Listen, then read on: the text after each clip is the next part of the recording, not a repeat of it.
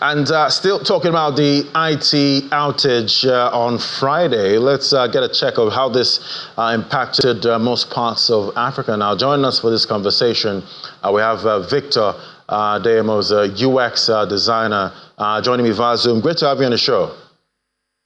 Thanks for having me.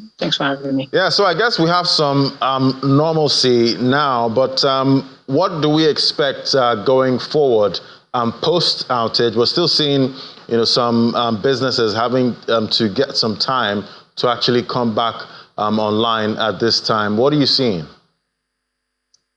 From what I see, and the speculation is it's a tech ecosystem issue where there's over-reliance on some services. And in this case, it's a cloud-based technology service that is relied on by a lot of companies, like we had Microsoft, including Bank of England, suffering from this mishap.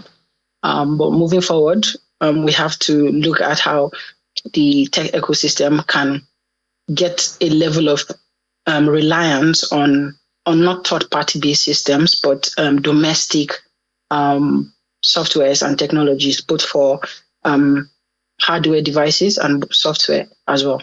Talking about over-reliance, it seems China seemed to be unaffected from the outage we saw on Friday.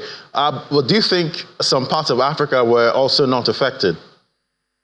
I think there's a little news about South Africa being affected.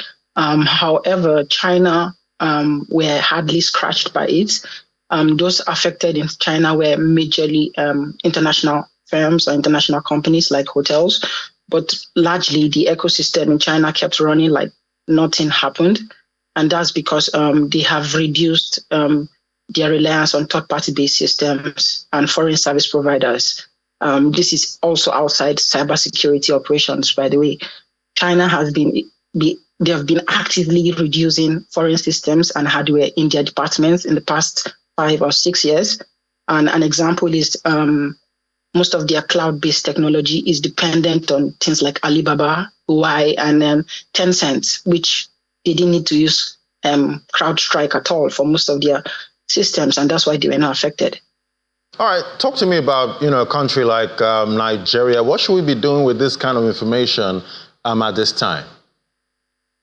I think how we can learn from this scenario is to build a tech ecosystem that is highly dependent on domestic service providers and not just exporting most of our services to third-party based systems that is highly reliant on international businesses.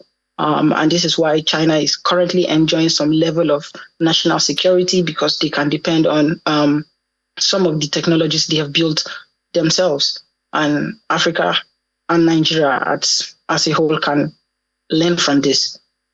Yeah, we definitely need to learn from this and pretty fast, because we see the cost is estimated at about $1 billion at this point. And Microsoft says about 8.5 million Windows devices were affected.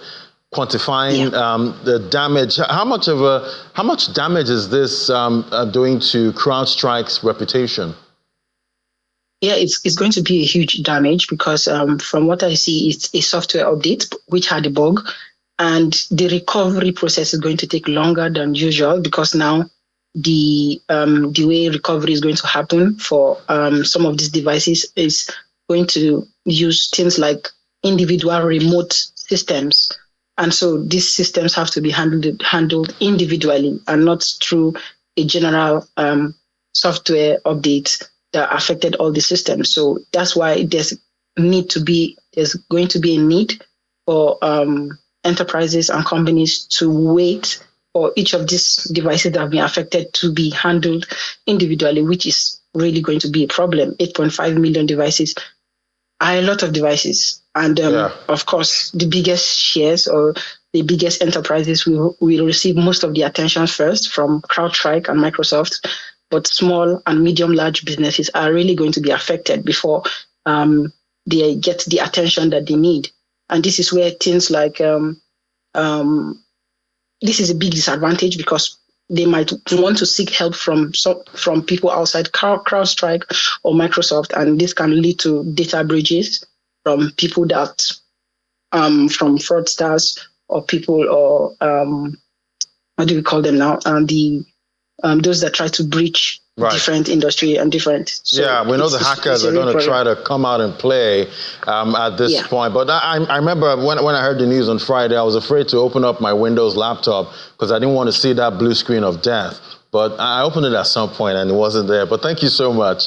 It was great having you, Victor, the UX designer. Thank you so much. Yeah, thanks for having me.